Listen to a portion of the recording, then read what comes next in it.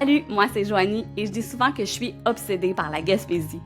Peut-être est-ce que tu as vu mes vidéos passer sur TikTok où je parle de ma vie dans la région? Avec le balado, j'ai envie de pousser mes réflexions encore plus loin. Puis de montrer que la Gaspésie, c'est pas toujours ce qu'on pense. Parce qu'on va se le dire, il y a encore des préjugés qui circulent par rapport à la région. Mais la Gaspésie, c'est surtout un endroit unique à cause des gens qui l'habitent. Donc si ça t'intéresse, embarque avec moi et mes invités, on va te faire le tour. Je te promets qu'on n'ira pas trop vite, il y a trop de belles choses à voir et de beaux mondes à découvrir quand on prend notre temps. Bienvenue en Gaspésie avec Joanie.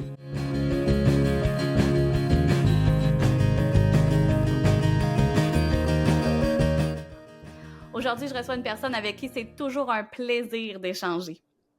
Passionné par le domaine culturel, il travaille pour le village en chanson de Petite-Vallée depuis plus de 10 ans maintenant.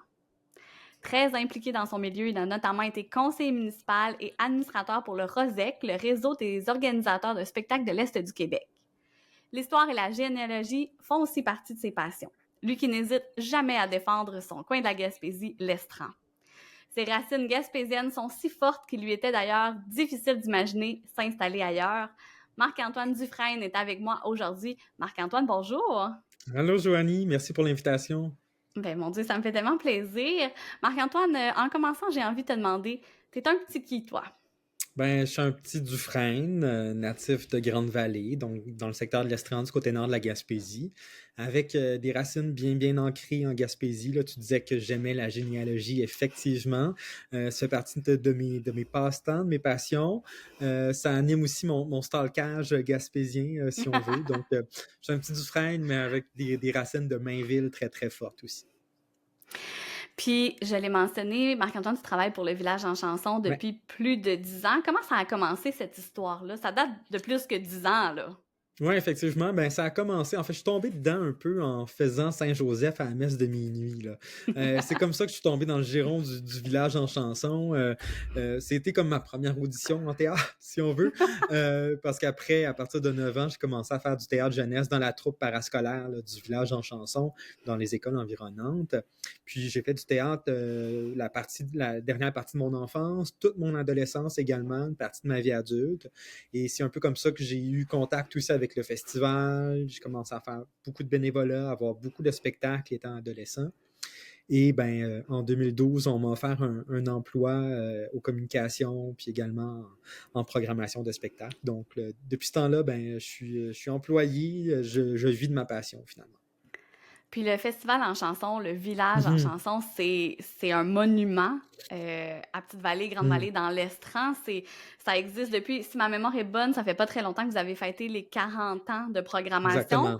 Mhm. C'est aussi un monument en termes de notoriété. Les gens Mhm. connaissent vraiment bien le festival. De grandir avec ce genre d'événement à proximité, c'est certain que ça doit avoir influencé qui tu es devenu, dans quelque sorte.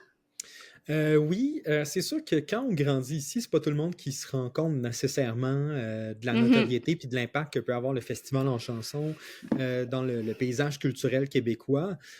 J'ai vraiment mesuré la portée en m'impliquant, en assistant à des spectacles, en assistant plus assidûment au festival quand j'étais enfant, parce que cette portée-là, elle se mesure beaucoup en matière de vie changée ou de carrière artistique qui ont Mhm. pris leur source finalement au bord du Saint-Laurent chez nous, parce que le Festival en chanson est un tremplin, une pépinière, si on veut, de talent, n'est pas un concours nécessairement, mais a pour mission d'accompagner la relève, l'émergence en chanson, et ce depuis 41 ans là, maintenant.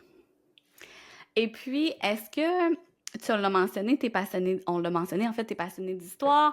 Ouais. Est-ce que travailler pour le festival en chanson, c'est quelque chose que tu voulais ou c'est plus l'histoire qui t'a intéressé pour commencer? Comment ça en est arrivé à tout ça? Euh, je pense que j'ai développé une passion pour l'histoire, le patrimoine, la généalogie au début de l'adolescence, passion que je vivais en simultané avec celle du théâtre puis les arts de la scène finalement. Euh, je pense que je suis allé à l'université en histoire par dépit, parce que je savais vraiment que je voulais travailler au festival en chanson, au village en chanson, puis je le disais à mes parents, je le disais à mes proches, je me demandais qu'est-ce que tu vas faire avec un bac en histoire. Je dis, je vais travailler à Petite-Vallée tout simplement, je sais pas qu'est-ce que je vais faire, mais ça sera ça. Finalement, j'ai abandonné mon bac en histoire parce que j'avais un emploi à Petite-Vallée. Donc, c'est un peu comme ça que ça s'est fait. Je vivais vraiment les passions de façon très égale, mais finalement, ben, c'est la culture qui a pris l'avance. Puis, tu sais, quand on parle de culture, c'est pas rare qu'on parle de centre urbain en Mhm. général. Peut-être un peu de moins en moins parce que je trouve qu'il y a Ouais. quand même des belles initiatives qui se font de plus en plus à l'extérieur des centres urbains. Comment est-ce que tu vivais cette dualité-là quand tu as dû te rendre compte à un certain moment que tu aimais beaucoup la culture puis que c'était en ville, mais que toi, tu étais très attaché au territoire ici? Comment ça s'est passé, cette réflexion-là? Ouais, ben, je pense que plus tard à l'adolescence, quand je me suis rendu compte que c'est un peu plus difficile de gagner sa vie en culture, en région, ben, cette dualité-là a pris beaucoup de place en moi, mais en même temps, je savais au fond de moi-même que j'allais pas finir en ville, là. C'était impossible. J'aurais tiré des forces entrepreneuriales pour faire des projets quelconques, mais finalement, bon, j'ai eu un emploi en culture, c'est une richesse, mais effectivement, il y a un clivage très, très important.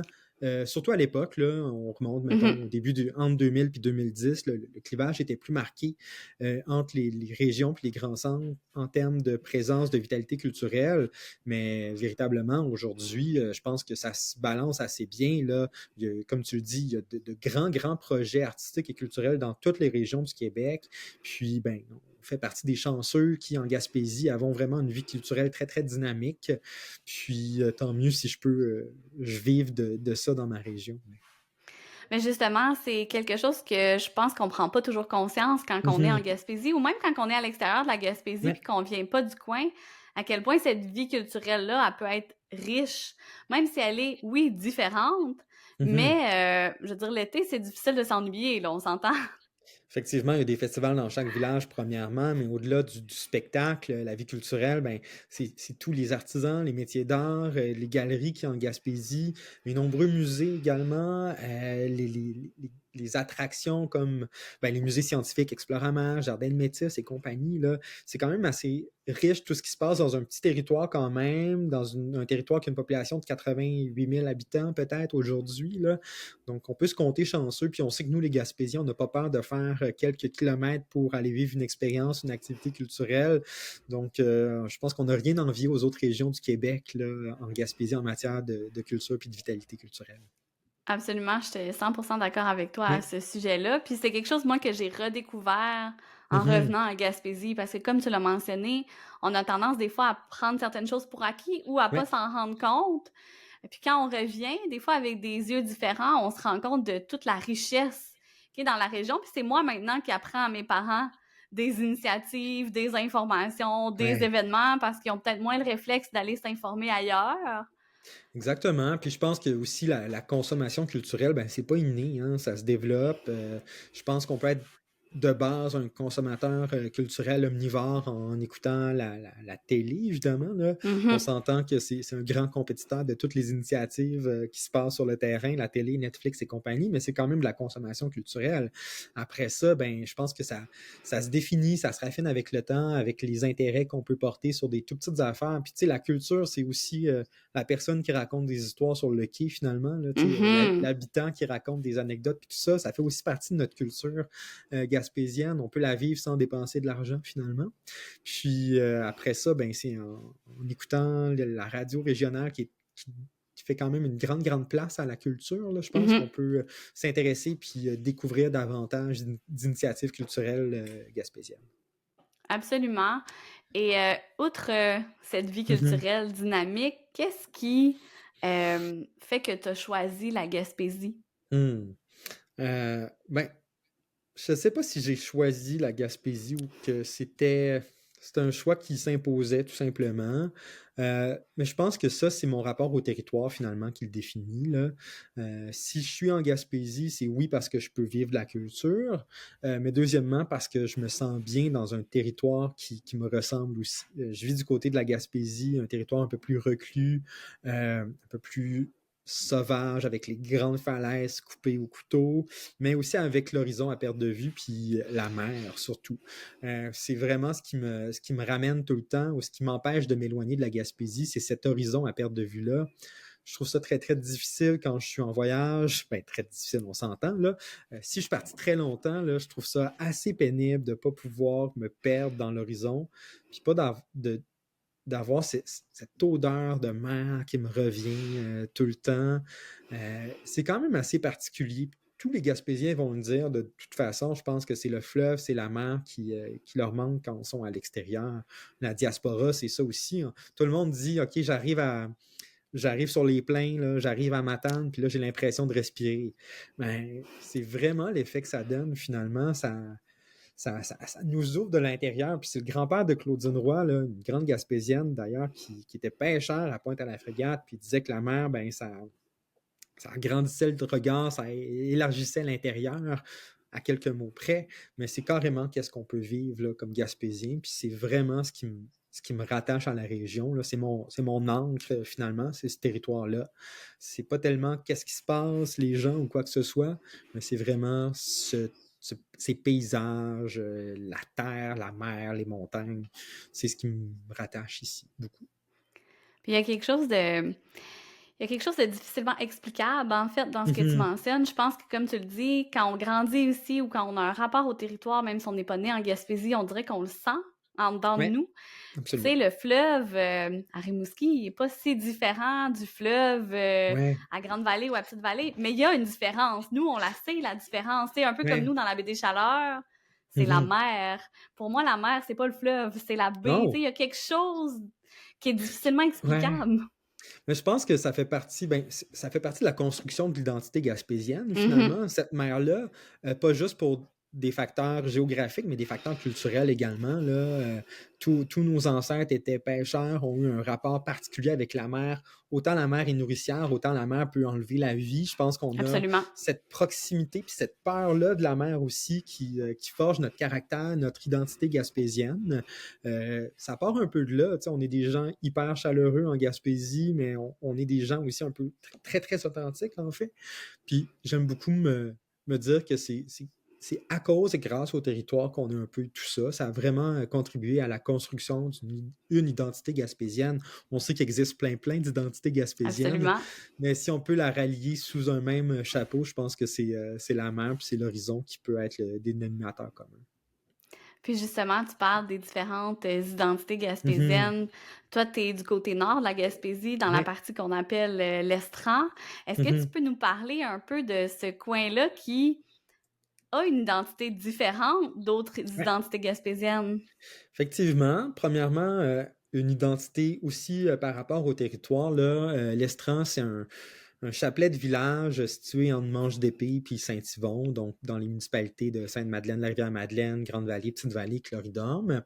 Un chapelet de village séparé par deux partages. Les portages, là, comme on les appelle chez nous, là, le portage du Grand Étang d'un bord, puis de l'autre côté, c'est les plains. Donc, c'est ces grandes parties de route qui longent la mer où il n'y a rien sauf des montagnes, des caps, puis la mer d'un côté. Donc, on est un peu isolé.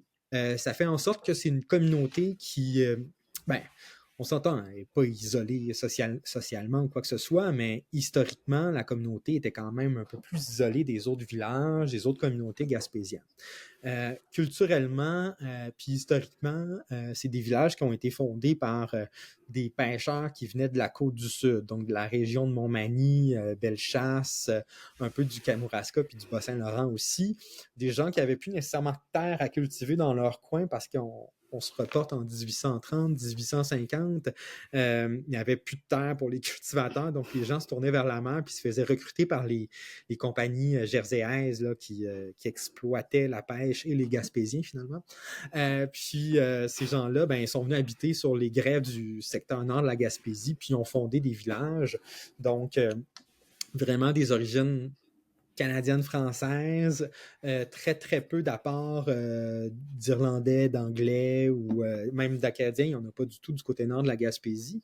Donc, identitairement, c'est vraiment ce territoire-là, puis l'origine qui peut nous caractériser. Ceci dit, je pense qu'on est aussi un coin de la Gaspésie qui aime prendre en main son propre destin, je dirais. Il y a un penseur gaspésien, sociologue, économiste qui est natif de Grande-Vallée, Esdras Mainville, qui a eu un impact assez important oui, pour l'Estran, mais aussi pour une partie du Québec. Mais comme c'est un gars de la place, je pense qu'on a assez écouté sa pensée, sa philosophie également de prise en main d'une société, d'une communauté par les forces vives du milieu. Zdras Mainville, c'est le premier directeur canadien-français d'HEC Montréal. Puis lui a dit aux Canadiens français / aux Québécois, ben c'est assez là, d'être économiquement dépendant des Américains ou des Canadiens anglais. Prenez votre destin en main, puis vous allez y arriver. Puis c'est un peu ce qui s'est passé ici du côté nord de la Gaspésie avec, dans l'Estran notamment, avec les coopératives de pêcheurs, les coopératives agricoles et forestières qui sont nées dans les années 40, puis qui ont quand même marqué, je pense, l'identité des gens du coin. Puis encore aujourd'hui, cette volonté-là d'être maître de son propre destin, si on veut, propre destin social et économique également. Là. Donc on est cette petite gang de 2000 personnes aujourd'hui, finalement, qui sont bien dans le secteur de l'Estran, évidemment, puis qui veulent, qui entrevoient un bon destin pour leur communauté, mais en misant sur leurs propres moyens. Mm-hmm. Moi, j'adore ce côté-là de la Gaspésie. Bien évidemment, j'ai des amis dans le coin, fait que c'est beaucoup pour ça que je l'ai découvert, mais je le trouve très différent de la baie des Chaleurs où je suis en termes de territoire, mais en termes de... Je trouve que le territoire dicte un peu la personnalité des gens ou leurs expressions ou leur façon d'être. Il y a quelque chose de tellement franc dans la façon d'exister du côté nord qui m'émeut, en fait. Tu sais, je trouve ça beau de voir ça, puis je pense que c'est pas indépendant des grandes falaises, des partages, du côté plus plus rough dur, du territoire. plus rough, Ouais, exact. exactement, ouais. Je pense que les gens l'ont eu aussi à la dure de ce côté-ci de la Gaspésie, là, avec des montagnes, peu de terres agricoles fertiles, puis juste la mer pour gagner sa vie, puis les mines plus tard, là. Fait qu'effectivement, j'ai l'impression que ça a permis de construire une identité assez authentique, véritable. Les gens ne passent pas par 4 chemins la moitié du temps, si on veut, mais je pense que ça ajoute une couleur particulière à l'accueil, à la dynamique aussi des gens du coin. Absolument, c'est vraiment... Moi, je le vois très positivement, en fait, mais je trouve que ça marque... En tout cas, moi, ça a marqué mon esprit quand je suis sortie de ma baie des Chaleurs où nous, c'est des reliefs très plats. La première fois que j'ai pris le portage du Grand Étang, là, je suis arrivée chez mon ami, j'étais verte, là. Tu sais, j'étais pas habituée à ce genre de balade en voiture-là, disons. Exact. Il y a des particularités aussi, je trouve, au niveau de l'Estran, au niveau plus géopolitique, dans le sens où ça fait partie de la MRC de la côte de Gaspé. Mais c'est une MRC qui est majoritairement concentrée dans la grande ville de Gaspé, qui, elle, regroupe plein de villages et hameaux.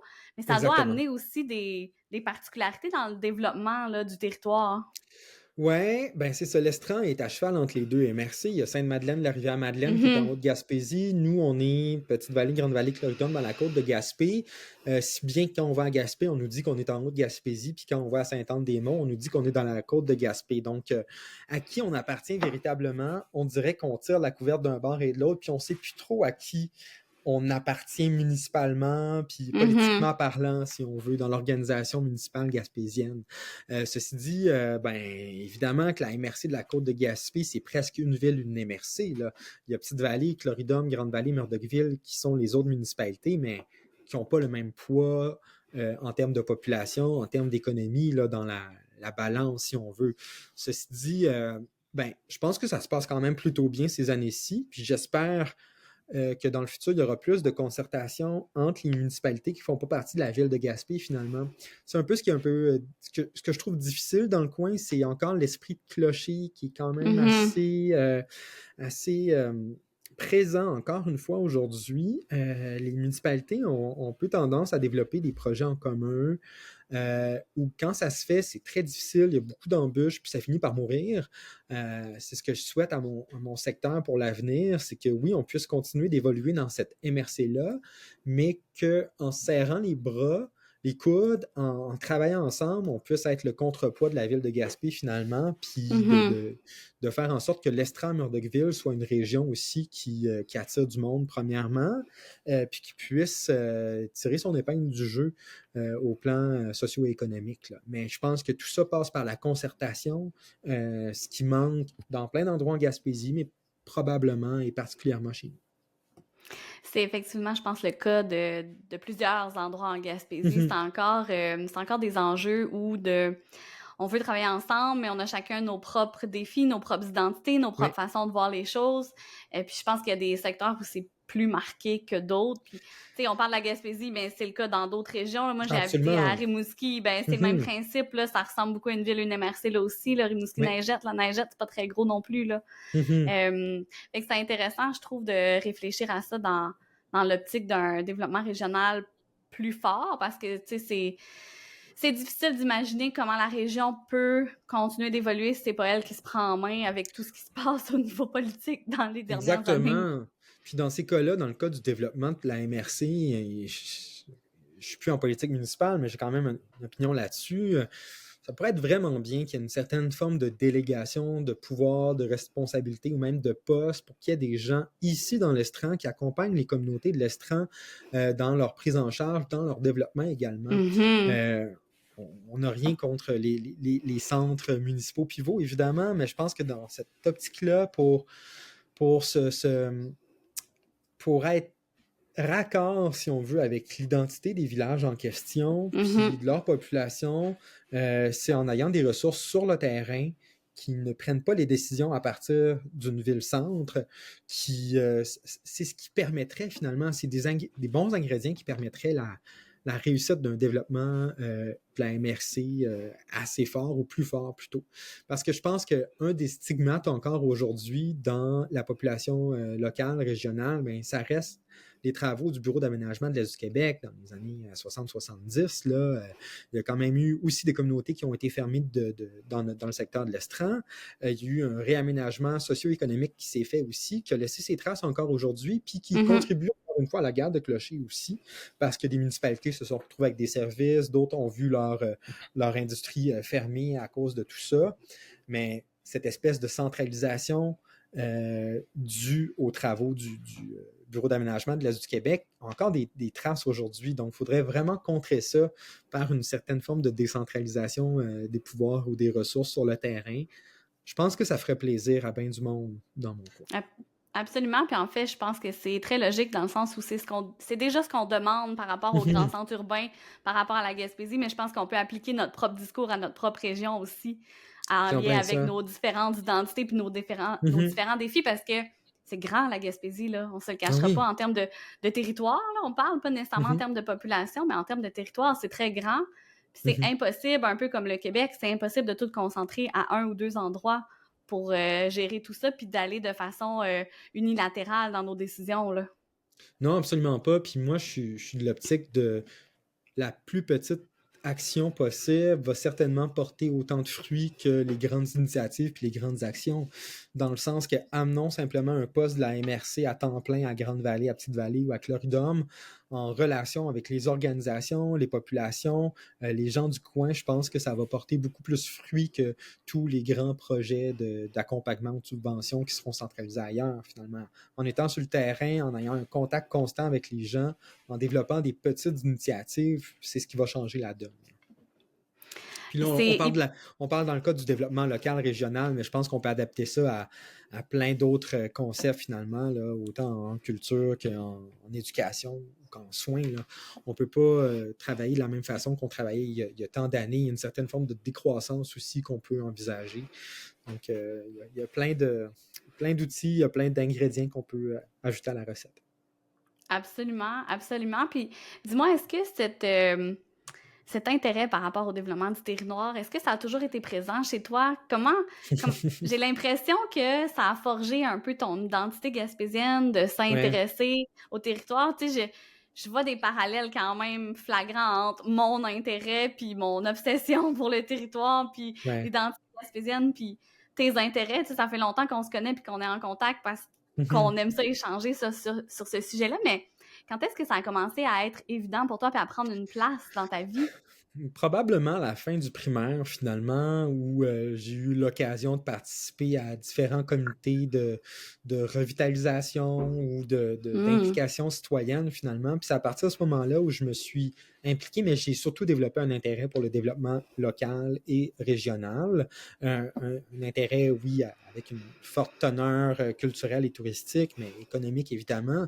Puis tout au long de l'adolescence, j'ai pris position dans des projets où j'étais témoin d'initiatives de développement qui m'intéressaient finalement quand on nous promettait des usines ou quoi que ce soit dans le coin chez nous, promesses qui n'ont jamais été réalisées. Ceci dit, ben, c'est quelque chose qui m'animait. J'ai même tenu l'espace de quelques mois, quelques années, un petit blog avec une amie sur Grande-Vallée où on parlait de tout ça, mais on parlait de la communauté également.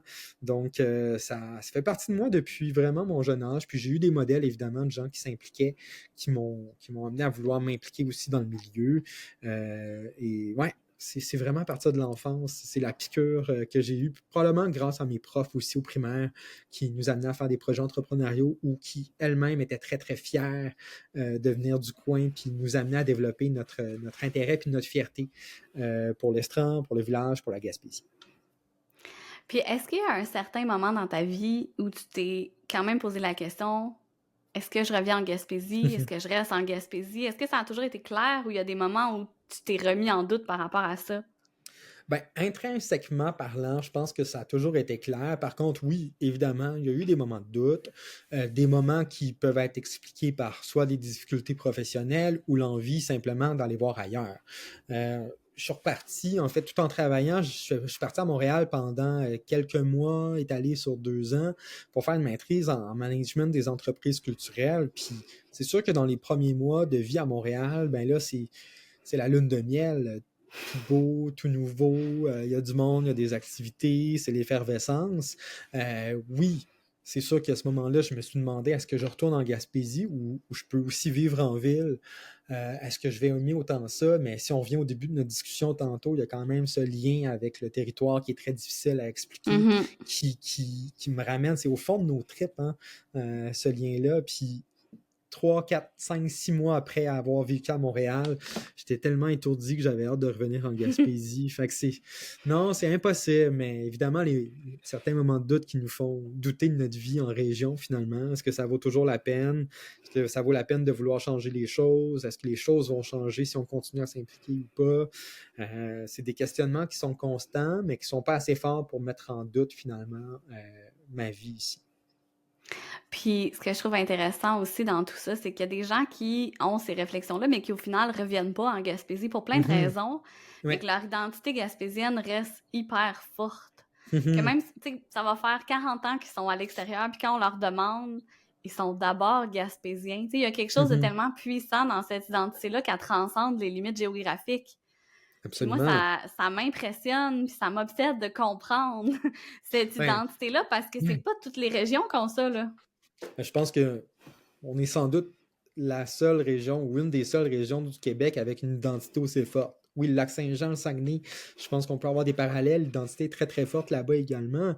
Mais nous, en Gaspésie, il y a quelque chose de particulier qui est très, très fort en nous. Je pense qu'on nous a appris à être fiers de notre région puis de qu'est-ce qu'on est dès notre plus jeune âge, finalement. Puis Mhm. c'est ce qui nous suit aujourd'hui. Puis maintenant, en 2024, oui, il y a des initiatives qui existent depuis quelques années, dont Vivre en Gaspésie, qui contribuent activement puis fortement à cette fierté puis cette place qu'on accorde encore davantage à l'identité gaspésienne puis à la région au complet. Donc ça, c'est tant mieux. Mais oui, je pense que tout d'abord, si on pouvait le dire dans le recensement, on pourrait dire qu'on est gaspésien avant d'être québécois ou canadien. Là. C'est le cas de tout le monde qui est né en Gaspésie, même des néos finalement qui arrivent ici puis qui se rendent compte que oui, l'identité gaspésienne, c'est ouvert à tout le monde aussi. Mais on s'entend que la Gaspésie, c'est ça, c'est multiculturel, c'est très, très ouvert depuis toujours. Mais ouais, c'est très, très fort. C'est dans les tripes de tout le monde. Vraiment, je dirais, ben en fait, Léger Marketing l'avait calculé, là, l'identité gaspésienne, c'est la plus forte au Québec. C'est Ouais. sûr que je pense que dans leur étude, ils faisaient pas nécessairement de distinction entre Gaspésie et la Madeleine parce que c'est la même région administrative, mais Ouais, Clairement, les gens des Îles-de-la-Madeleine ont aussi une identité propre vraiment. très forte, là, mais Ouais. on s'entend qu'on est comme des cousins, là. Quand on se retrouve en ville, on est des grandes chums même si on se connaît pas, là. Ben, je pense que l'eau salée, hein, ça coule dans nos veines, ça nous unit. Effectivement, on va être tenté d'aller vers eux. On peut faire le parallèle avec les Français, les Bretons, par exemple, qui ont une identité très, très forte. Puis partout où est-ce qu'ils vont, ils vont dire d'abord et avant tout qu'ils sont Bretons. Mais c'est le cas pour nous aussi. Là. On va à Montréal, on va à Québec, on va ailleurs, on va dire qu'on est Gaspésien parce qu'on est fiers d'être de ce lieu de tous les possibles. Puis en même temps, où c'est pas tout le temps facile. Là. Puis, qu'est-ce que tu dirais que tu as trouvé en Gaspésie, que tu n'as pas trouvé ailleurs? Parce que, tu sais, tu as quand même été en ville un petit peu, tu as voyagé en Europe. Hmm. Ouais. Je pense que c'est sans doute la tranquillité, premièrement. Pas que c'est impossible d'être tranquille ailleurs, mais il y a quelque chose en Gaspésie qui facilite le fait d'être bien, d'être tranquille, de trouver ta place à soi, puis d'évoluer dans tout ça. Puis autre chose, c'est probablement justement le fait que tout est possible, tout est à faire encore en Gaspésie. C'est une terre d'opportunité depuis 400-500 ans finalement, mais ça reste encore aujourd'hui. C'est possible de créer des initiatives dans tous les domaines, puis on va avoir de l'ouverture pour le faire, on va être accompagné pour le faire également, puis les gens vont s'approprier ces initiatives-là. Mhm. C'est vraiment ce qui est beau, puis je le dis à tous les nouveaux venus dans l'équipe, par exemple, qui proviennent de l'extérieur, si vous avez une idée, un projet, proposez-le, puis on va le faire. Parce que oui, c'est ça, la Gaspésie, c'est une terre des possibles encore aujourd'hui. Encore place à beaucoup de développement, beaucoup de créativité. Puis c'est assez. Ça se peut ailleurs, mais je pense qu'il y a un terreau fertile pour ça en Gaspésie. Vraiment, puis il y a comme une population tellement fière des choses qui se mettent Mhm. en place. Je trouve que Ouais, ça a probablement changé avec les années, ouais. mais c'est sûr que je peux pas témoigner parce que j'avais pas d'idée nécessairement entrepreneuriale quand j'étais Mhm. adolescente, mais je trouve que le discours par rapport aux nouvelles initiatives a beaucoup Ouais. évolué, puis qu'aujourd'hui, c'est très positif. Les gens ont même pas mis en place une nouvelle entreprise, que tout le monde est tellement fier, puis certain que ça Mhm. va réussir, puis comme c'est notre entreprise, on veut les encourager. Il y a quelque chose de beau dans tout ça, à quel point la population est derrière ces idées-là aussi. Ouais, ben, je pense qu'après les années de vache-maigre qu'on a connues en Gaspésie dans les années 90, début 2000, avec la fermeture de grandes usines un peu partout sur le territoire, je pense qu'il y a un développement de la conscience gaspésienne qui s'est fait par rapport à ces nouveaux projets, ces nouvelles initiatives-là, l'importance de supporter aussi le développement de la région, puis de croire que le développement de la région, ça ne se fera pas juste en attendant un messie d'une grosse entreprise qui va s'installer sur le territoire, là. Fait que les gens ont sûrement évolué à travers tout ça, ont développé un discours beaucoup plus positif, beaucoup plus ouvert. En tout cas, je le crois, Mhm. puis je l'espère. Là. Puis on le sent vraiment. Puis même quand j'étais à la fin du secondaire ou au secondaire, on ne sentait pas la même chose. Là. Ça s'est vraiment fait dans peut-être les 10 dernières années, cette prise de conscience gaspésienne. Là. Sur notre Absolument. identité, sur le pouvoir de changer les choses par nous-mêmes également. Absolument. Puis j'ai vraiment l'impression que la région est plus ouverte qu'elle était à une certaine époque. Tu sais, si je Mhm, pense à notre adolescence, par exemple, même juste dans la façon que les gens voient le monde, je trouve qu'il y a eu mhm. beaucoup d'ouverture qui est probablement, tu sais, qui s'explique dans plein de choses, entre autres avec l'arrivée des technologies. Assurément que ça joue Ouais. un rôle, tu sais. Mhm. Parce que moi, je me souviens très bien d'être, mettons, au primaire, très concentrée dans mon monde autour de moi, mais au secondaire, avec l'Internet, ben, je suis devenue amie avec des gens de Grande-Vallée, par exemple, puis je suis devenue amie avec des gens de Ouais. Montréal, Québec, puis ça m'a ouvert à beaucoup d'autres choses, même si j'étais en Gaspésie. Mhm. Ouais, c'est sûr que tous les moyens de communication nous ont facilité une ouverture sur le monde en général, sur les autres aussi. Je pense qu'il y a encore du travail à faire comme un peu partout.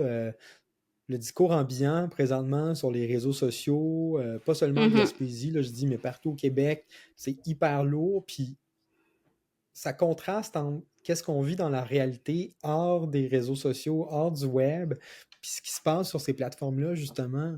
Oui, j'ai l'impression que socialement, dans nos communautés, autour de moi, peu importe ce que je suis au Québec, les gens sont plus ouverts. Mais quand j'arrive sur Internet, puis je vois les discours qui sont Mhm. loin d'être positifs la majorité du temps, qui sont c'est très, très lourd à porter, je trouve, le discours ambiant, social, actuel sur le web. Ça contraste vraiment avec l'ouverture qu'on peut vivre autrement. Je sais pas comment ça va Absolument. évoluer dans le temps, puis j'espère qu'on n'aura pas trop d'impact de tout ça en Gaspésie, mais c'est quand même plate de voir cette dualité-là. Absolument, je partage ton avis de ce côté-là, puis j'ai pris un recul par rapport au web à Mhm. certains égards. Tu sais, moi qui ai étudié en journalisme, je me tenais Ouais. au courant de tout ce qui se faisait, tout ce qui se disait par rapport à la région constamment, puis je suis arrivée à un point de saturation, à un moment où j'ai dû arrêter, prendre une pause, puis je suis jamais revenue au niveau que j'étais avant. Il y a plein de Mhm. choses que je sais pas maintenant, mais avec tous les commentaires que ça amenait, que ça générait, ça apportait une angoisse, un stress qui était difficile quand on se ramasse avec plein de chapeaux à gérer des fois, là. Exact. Puis j'ai hâte de voir un peu comme toi vers quoi ça va évoluer parce que c'est pas nécessairement ce qu'on vit sur le territoire, à tout le moins pas dans mon milieu. Non, du tout. C'est comme s'il y avait une personnalité numérique puis une personnalité en vrai finalement. Puis on peut le voir dans quelques crises régionales quand même, là, notamment au niveau des municipalités, quand il y a des décisions qui font pas l'affaire du monde. Je pense que c'est rapide qu'il y ait de l'intolérance puis différents commentaires sur les réseaux sociaux, mais en vrai, on le vivra jamais de la même façon. Mhm. Fait que c'est assez lourd à porter, puis on espère vraiment un assainissement de ce qui se passe sur le web. Mm. Mais il y a quand même quelque chose qui est intéressant dans ce qu'on dit, dans le sens où moi j'ai accompagné dans mon travail, dans les dernières années, des organisations, des entreprises qui avaient des employés qui arrivent de l'extérieur, qui viennent Mhm. s'établir en Gaspésie, puis qui sont pas conscients que la ligne est vraiment mince entre l'identité virtuelle et en personne. Parce Ouais, qu'ici, en Gaspésie, si on commente quelque chose sur les réseaux sociaux, ben les gens à l'épicerie vont nous en parler, les gens nous reconnaissent. c'est vrai. Il n'y a pas Ouais. d'anonymat. Non. Le web en offre très peu dans la région d'anonymat. Mhm. Mhm. Ouais, c'est ça. C'est sûr qu'en Gaspésie, tout le monde se connaît, puis c'est impossible ou presque là, de rester anonyme. Là. Puis c'est pas bienvenu non plus de rester anonyme. Là. Je pense Absolument. qu'on veut connaître les gens, on veut que les gens soient là, s'impliquent et participent pleinement à la vie communautaire. Donc, c'est un bon côté aussi, l'anonymat. Par contre, on peut pas faire en sorte de rester totalement invisible, là, comme c'est possible de le faire à Québec ou à Montréal, clairement. Clairement, exactement. Puis on parlait d'ouverture un peu plus tôt. Présentement, tu es installé dans l'estran avec ton Mhm. conjoint, vous avez une Oui. maison. Est-ce que à l'adolescence, quand on prend conscience de qui on est, quand on se découvre, comment Mhm. c'était de vivre tout ça en Gaspésie? Particulièrement difficile, mais je pense que faut se ramener à l'époque, là, dans les années 2000, probablement que dans plusieurs régions, villes du Québec, c'était un peu la même difficulté de vivre son homosexualité étant jeune, là, ceci dit. Mhm. Donc oui, il y a plein de stigmates encore aujourd'hui de cette période-là, des commentaires à l'école. Tu sais, les gens sont... Ben, de toute façon, quand on est jeune, on est rarement gentil, là, surtout sur ces questions-là. Là. Fait que, ouais, ça marque un peu l'imaginaire.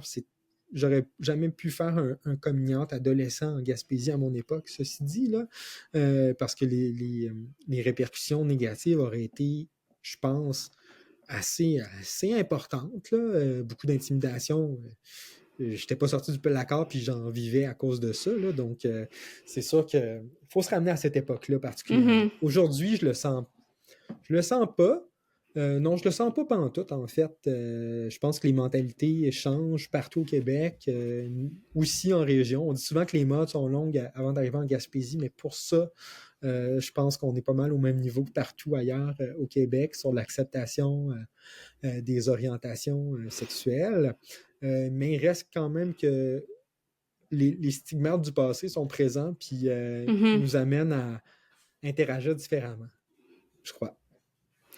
Je pense aussi que ce que l'âge adulte nous apporte à tous les niveaux, que ce soit en lien avec notre orientation sexuelle ou avec d'autres différences qu'on peut avoir, c'est qu'on peut vraiment choisir, rendu à l'âge adulte, qui sont nos fréquentations, qui sont Ouais. nos amis. Tu sais, si je repense au primaire ou au secondaire, on va à telle école parce qu'on habite tel village. On n'a aucun Ouais, choix possible. Si on ne exact. s'entend pas avec les gens qui sont là parce qu'on est différent d'eux, ça fait des frictions, puis il faut l'endurer. Ça, c'est très différent Mhm. de la ville aussi, là. Ouais, c'est sûr, hein, la réalité de la région, la vie du village, là.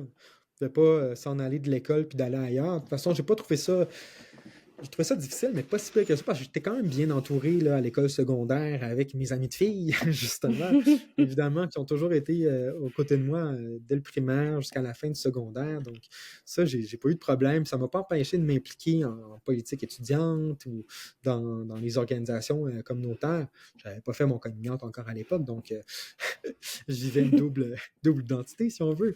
Mais ça m'a quand même jamais empêché de bien vivre. Mais encore une fois, je pense que ce qui a été vécu à l'époque, ou les commentaires perçus, ou la perception des orientations sexuelles en Gaspésie à l'époque, m'accompagne encore aujourd'hui, puis me quittera vraiment jamais, à moins de faire une bonne thérapie. Puis est-ce que t'imaginais à l'époque habiter avec ton conjoint Hey, dans une maison, dans ja- l'estran, tu sais? jamais de la vie. Jamais de la vie. Euh, non, non, pas en tout. Hey. Ça s'est fait vraiment avec le temps, avec l'âge, avec la vie adulte, évidemment. Puis en même temps, je suis chanceux d'avoir un conjoint en Gaspésie. Ça aussi, c'est une autre paire de manches, je pense, là, pour les gens homosexuels en région. C'est très difficile de rencontrer.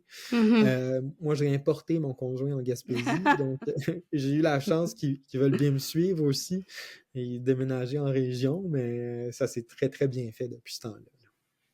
Puis vous partagez, entre autres sur les réseaux sociaux, Ouais. des parcelles de votre vie inspirées de la nordicité. Je trouve Ouais. ça tellement beau, la façon dont vous décidez d'habiter le territoire Mm. plutôt que de le subir. Je pense que beaucoup de gens Exactement. n'ont pas compris encore qu'on peut faire ça ici. Absolument. Vincent et moi, on est des bien fans de la nordicité, de la Scandinavie, évidemment. Mais on s'est dit qu'on pouvait vivre cette vie scandinave ou nordique en étant au Québec, en étant en Gaspésie. On est quand même une société nordique, le Québec. Et Absolument. oui, au lieu de la subir, on peut bien la vivre avec un univers domestique qui est adapté à cette nordicité-là, mais aussi avec un contact avec la nature qui est différent, qui est adapté. C'est beaucoup Vincent qui m'amène ça parce que j'étais moins conscient, je pense, et je le deviens de plus en plus, à bien vivre cette nordicité gaspésienne, finalement, en cultivant notre terre, mais aussi en récoltant tout ce que la nature aux alentours peut nous donner, puis nous permettre de nous alimenter parfois différemment tout au long de l'année, à s'adapter aux intempéries, à la lumière, juste à mieux vivre finalement autrement. Donc oui, on a sur les réseaux sociaux, sur Instagram, on a notre page Le Mi-temps. Puis Le Mi-temps, c'est ce qu'on a donné finalement à c'est le nom qu'on a donné à notre maison, notre petit terrain. C'est le mi-temps, le point milieu au milieu de la vallée finalement. Mais c'est aussi un espace où le temps s'arrête, où on peut vivre pleinement cette nordicité-là à la gaspésienne.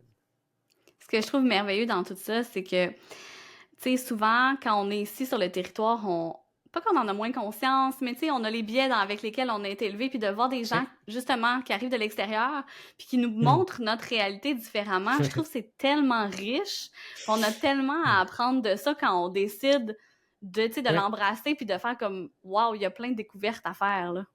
Ben justement, je pense que c'est la part des néo-gaspésiens peut être très très riche à ce niveau-là, de nous aider à ouvrir nos yeux sur la région, sur d'autres réalités de la région, parce que quand ça fait trop longtemps qu'on habite ici, on le voit plus nécessairement, là, le soleil couchant ou bien la plante super le fun qui pousse à côté de chez nous depuis toujours. Là. Fait que c'est ces apports-là des autres personnes qui se joignent à nous qui peut être très, très riche de sens là, à vivre notre région différemment grâce à leur vision, à leur vue des choses, une vue tout d'abord de l'extérieur qui va s'internaliser assez rapidement, évidemment. Là. Mais ouais, c'est très, très riche cette collaboration-là. Puis espérons qu'on puisse bâtir encore plus de ponts avec les gens qui viennent chez nous. D'ailleurs, j'aimerais beaucoup qu'il y en ait encore plus dans l'estran de nouveaux arrivants. Mais je pense que, ben, plus que jamais, en fait, les gens sont attirés par la région, puis Ouais. je crois qu'il y a une ouverture de plus en plus grande à ce que toutes les nouvelles personnes qui arrivent peuvent apporter au niveau du développement. Après ça, je Mm-hmm. pense que ça va être de trouver l'espèce d'équilibre qui va faire en Ouais. sorte que la région va garder son authenticité, va pas se dénaturer parce que, tu Ouais. sais, il y a des régions, par exemple, en périphérie des grands centres, bien sûr, là, qui ont attiré beaucoup, beaucoup de nouveaux arrivants dans les dernières années, puis que là, à un moment donné, on se questionne à savoir comment on continue notre développement? Tu sais, c'est des questions que les Ouais. municipalités, que les territoires se posent aussi, de trouver cette espèce d'équilibre-là. Bien sûr, en Gaspésie, il y a encore de la place en masse pour bien du monde, là. C'est Absolument. pas comparable aux Non. périphéries de Montréal, là. Mais il y a quelque chose d'intéressant de trouver une façon de marier cette authenticité gaspésienne-là Ouais. qui vient de notre histoire à ce que Mhm. les gens qui arrivent de l'extérieur nous apportent comme vision.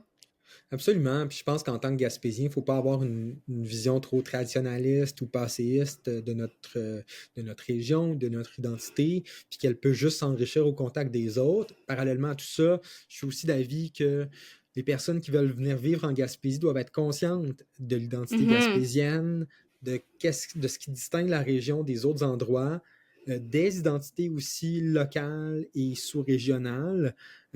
Donc oui, tout peut se faire, mais pour qu'il y ait un mariage puis une bonne cohabitation, il faut que les uns soient conscients des autres et de tout ce qu'ils sont, de tout ce qu'on a été en Gaspésie, de tout ce qu'on peut être grâce oui, à nos forces vives, à celles qui viennent se joindre à nous pour le bien de la région, mais tout ça en étant de façon très, très transparente puis en étant conscient de qu'est-ce qui se passe. Je pense que les Gaspésiens veulent pas se faire dire quoi faire non plus. Moi, je le vois comme ça, je le vis comme ça. Probablement que c'est très, très ancré en estran aussi. Là. Dites-nous pas quoi faire. Aidez-nous à le faire, mais dites-nous pas quoi faire. Il y a ça aussi qu'il faut être conscient.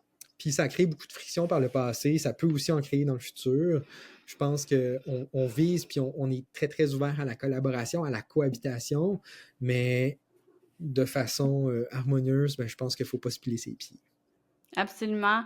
Puis, tu sais, je t'entends parler, puis ce que je me dis, c'est que c'est pas tout le monde non plus qui est conscient dans la région de notre histoire, d'où ça vient, notre façon de fonctionner, tu sais, parce Ouais, que mes intérêts, tes intérêts, c'était pas des intérêts classiques, là, au secondaire, pas pour en tout. les gens en général, là, Ouais. tu sais, de comprendre l'histoire d'où on vient, la généalogie, l'appartenance au Ouais. territoire, c'est pas quelque chose qui est inné, puis je pense qu'on en parle de plus en plus, mais il y a encore beaucoup de travail à faire dans les écoles, notamment, pour sensibiliser les jeunes. Puis, tu sais, l'histoire, c'est pas objectif la façon qu'on la raconte, là, vraiment Non. pas. Fait qu'il y a ça aussi de prendre conscience de nos propres biais par rapport à notre propre histoire. Moi, je dis Exactement. souvent que quand je suis revenue en Gaspésie, j'ai dû désapprendre beaucoup de choses parce que j'avais pas nécessairement appris toute l'histoire. Je pense, entre autres, aux peuples autochtones qui sont ici.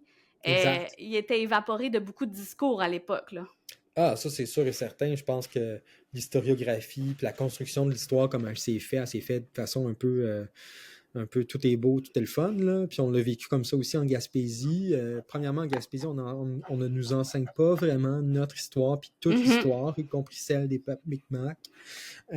Ça devrait se faire à l'école primaire et secondaire, mais on est encore le nez trop stické sur le programme éducatif québécois. J'ai bien l'impression qu'il laisse peu de place aux enseignants d'être créatifs puis d'apprendre notre propre histoire. Là.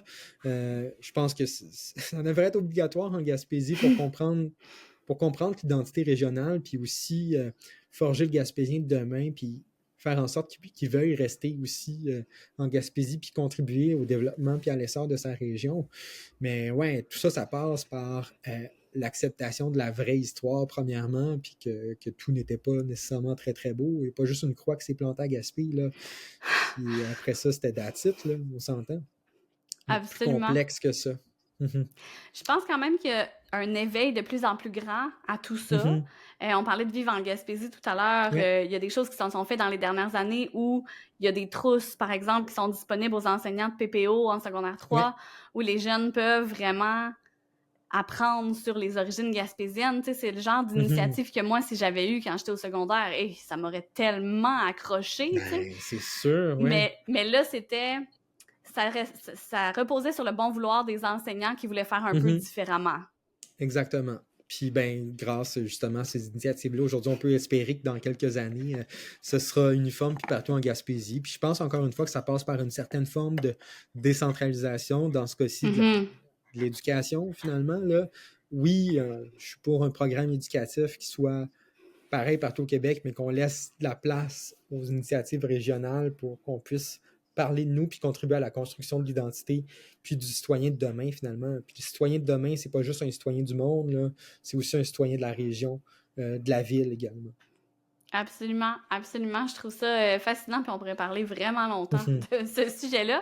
Mais je Absolument. suis déjà rendue à nos questions en rafale parce Oh! que on arrive à la fin de l'épisode, même si, comme je le dis, moi, quand je me mets à parler de la Gaspésie, si je regarde pas l'heure, Ouais, ça peut virer en journée facilement. absolument. Donc, dans mes questions en rafale, Marie-Antoine, ton expression gaspésienne préférée, en as-tu une? J'en ai une, puis je la dis souvent depuis que je suis jeune, puis c'est maudit gramment. Euh, Puis je suis persuadé que c'est gaspésien parce qu'un gramment, c'est un gréement de pêche, là, c'est un gréement de bateau. Là, puis dans ma famille, j'entendais tout le monde dire maudit gramment tout le temps. Puis quand je sors cette expression ailleurs, c'est assez rare qu'on l'entende puis qu'on la connaisse. Donc, moi, j'utilise très, très peu de sacre, mais maudit gramment, là, je vais le dire quelques fois quand même. Puis pas maudit gréement, là, maudit gramment. Oui, oui. Ouais, Puis, quand une c'est situation un, est pas. C'est ça. Quand ça nous C'est un choque, là. mot, c'est un mot très versatile, gramment, je trouve, dans les Exactement. expressions gaspésiennes. Mais Oui, oui, assurément que c'est inspiré de... On a beaucoup d'expressions qui s'inspirent du monde maritime, là. exactement. Ça, c'en est un, littéralement, c'en est une. Ouais. Ta commande au Dixili, c'est quoi? Hey, ça fait longtemps que je suis allé au Dixili, hein, depuis la fermeture du Dixili de Grande-Vallée. J'ai pas eu la Oui. chance d'y remettre les pieds souvent. C'est un grand drame dans ma vie. Mais je pense que dans les dernières années, ce qui me plaisait beaucoup au Dixili, c'était le burger poulet avec du bacon puis une poutine. C'était parfait pour les lendemains de veille de l'époque. Une poutine du Dixili, là, c'est difficile à battre, je trouve, pour... Ouais, je pense que dans la frite, là, la frite ondulée, là, c'est particulier, ouais. Puis, tu sais, je pense que tu habites un petit peu à Rimouski, toi aussi. Là. Moi, Ouais, c'est quelque chose qui m'a vraiment déçue de Rimouski. Quand que je me suis rendu compte que les frites étaient pas ondulées, pour moi, c'est pas un Dixili, là.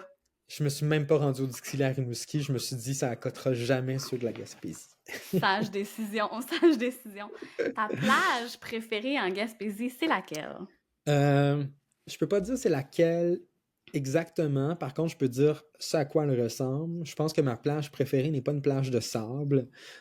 C'est une plage de galets, probablement perdue entre deux villages, parce que j'adore les grèves gaspésiennes, là, où on peut marcher, puis se perdre, puis prendre le temps de regarder le territoire. Fait que c'est une plage de galets avec beaucoup de crans, euh, isolés. C'est vraiment ça. Comme il y en a plein dans mon coin finalement, mais c'est littéralement ça. J'aime me perdre sur les plages de galets où il n'y a personne. Puis, tu sais, c'est pas le choix qui manque, justement, dans la région. C'est ce que je trouve... Mhm. c'est ce qui manque quand on part de la région aussi. Tu sais, plus au-delà de la Ouais. mer, moi, c'était les plages. De pouvoir accéder à une Mhm. plage Ouais. sans payer. Ça, Oui. là, moi, quand je suis Surtout, arrivée hein. à Montréal, puis qu'on m'a fait payer pour Mhm. aller à la plage, puis je fais des guillemets, là, c'est Ouais. quelque chose qui m'a marqué, là. Tu sais, j'avais jamais fait ça de ma vie, là.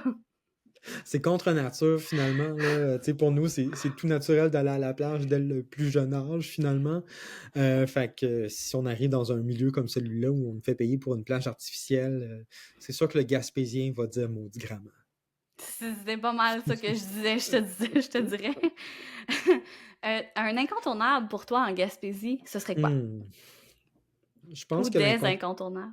ouais, il y en a beaucoup. Là. Je pourrais nommer des lieux, des sites, des villages, mais je pense que l'incontournable en Gaspésie, c'est le Gaspésien, la Gaspésienne. C'est de prendre le temps de jaser avec la Gaspésienne que tu vas croiser sur le quai du village, justement, ou bien la personne qui est assise à la station-service à longueur de journée. Là. Euh, L'incontournable, c'est l'authenticité gaspésienne qui vit à travers ces gens-là, finalement. C'est une des ressources les plus importantes de la région, il faut en être conscient. Puis il faut faire perdurer cette authenticité gaspésienne-là aussi. Absolument, absolument. Moi, quand j'étais à l'université puis que je revenais dans la région, là, j'allais m'asseoir au Tim Hortons en Passepébiac, puis je faisais Ouais, juste écouter parce que ah ouais, je m'étais tellement ennuyée ouais, de cette authenticité gaspésienne-là, puis de ouais. l'accent, tu sais. Il y a quelque chose de réconfortant dans ça, dans ce rapport à l'authenticité qui est le plus profond de qu'est-ce qu'on est finalement, bien souvent. Puis parfois par le travail, par les fréquentations aussi, on peut perdre un petit peu de cette authenticité-là, mais c'est pas long qu'en creusant, on la retrouve. Donc, je pense que c'est vraiment l'incontournable en Gaspésie. Il faut être ouvert à l'authenticité du Gaspésien, de la Gaspésienne. Marc-Antoine, est-ce que tu as des projets à venir? Qu'est-ce que la prochaine année ou les prochaines années te réservent? Mais pour l'instant, je travaille. Je travaille beaucoup. Oui, au Festival en chanson, au Village en chanson, on est en train de construire le nouveau théâtre de la Vieille Forge là, suite à l'incendie de 2017. Donc, on a enfin eu les sous pour le faire, pour construire notre nouveau quartier général. Je pense qu'on est une gang de citoyens, de jeunes citoyens dans le coin qui voulons faire vivre ce lieu-là pour l'année, pour en faire une force vive de l'Estran, justement. Pas simplement au niveau culturel, mais beaucoup au niveau communautaire aussi. On veut vraiment que les gens se l'approprient, puis ce soit une plaque tournante puis une place où c'est possible de rêver aussi, puis de réaliser des rêves. Donc ça va beaucoup occuper mes prochaines années, mon avenir, compte tenu de l'inauguration du théâtre et pour l'année prochaine. D'ici là, je compte bien continuer de m'impliquer dans le développement de certains projets en région, notamment je suis sur le conseil d'administration des médias communautaires de l'Estran, la télévision et le journal local. Et parallèlement à tout ça, je compte continuer à bien vivre avec mon chum dans mon mi-temps, justement, cultiver la terre, profiter de la Gaspésie. J'ai renoué avec la généalogie aussi depuis le début de l'année. Ça faisait quand même presque 10 ans que j'en avais pas fait, mais là, je peux dire que ça occupe beaucoup de mes temps libres. Puis j'essaie de voir comment je peux utiliser ce médium-là pour parler d'identité gaspésienne, d'identité de l'Estran. On verra où est-ce que ça va me mener. Mais pour l'instant, je planche peut-être sur un petit dictionnaire généalogique là, de l'Estran qui va prendre peut-être quelques années, là, ceci dit. Mais je suis en train de compiler des actes et ça me fait un bien fou de juste me vider la tête en compilant des actes d'état civil des années 1800. C'est une folie, cette passion-là. En tout cas, je serai assurément une des premières intéressées par ce que tu vas créer avec tout ça parce que ça me fascine à un niveau obsessif, comme je me plais à le dire souvent. Si on veut suivre le festival en chanson partout sur les réseaux sociaux, même chose pour toi. Je pense que tu es présent sur la plupart des réseaux sociaux aussi. Oui, effectivement. Je pense que Instagram, c'est le meilleur canal pour me joindre en tant que citoyen gaspésien où je vais aussi faire voir c'est quoi ma vie de travail, mais c'est un canal où j'exprime ma créativité à travers beaucoup de photos du territoire, du paysage ou de l'art de vivre. Là. Donc, Marc Anduf sur Instagram ou bien Le Mi-temps également pour suivre notre page de Nordicité gaspésienne. Marc-Antoine, ça a été un plaisir d'échanger avec toi. Merci beaucoup pour tout ça aujourd'hui. C'est vraiment le fun, puis je suis content que cette initiative-là existe pour faire parler de la région, des bons, des moins bons côtés, mais de parler de nous finalement. Merci Joanie pour tout ça.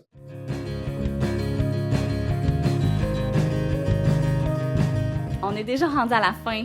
Merci pour ton écoute. J'espère que tu as été inspiré par mon invité. Si tu as aimé ton expérience, n'hésite pas à me laisser un commentaire ou à partager l'épisode dans tes réseaux. Tu peux aussi me suivre un peu partout sur le web ou t'abonner au balado pour ne pas manquer le prochain épisode. À bientôt!